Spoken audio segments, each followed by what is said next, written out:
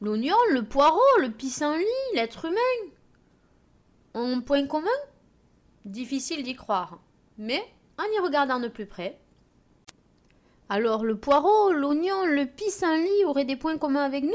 À première vue, difficile d'y croire. Pas de jambes, pas de bras. Mais si on utilisait le microscope?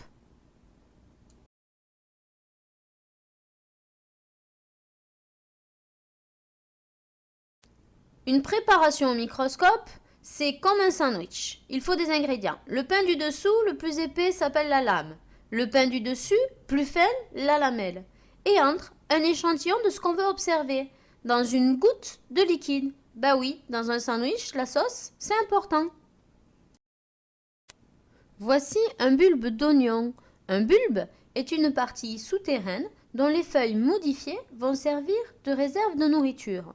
Au centre, la future tige et en bas, les racines.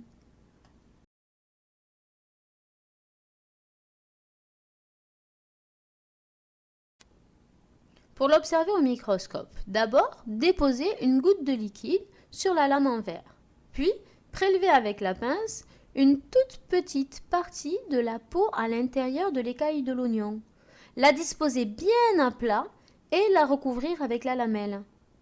Ensuite, observez. Bon alors, ces points communs? Eh bien, si on observe de l'oignon, du pissenlit, du poireau, de l'être humain, on voit bel et bien une ressemblance. Ils sont tous faits de petites briques appelées cellules. Ces petites unités ont un noyau au centre, un liquide autour et un tour appelé membrane. Created using Powtoon.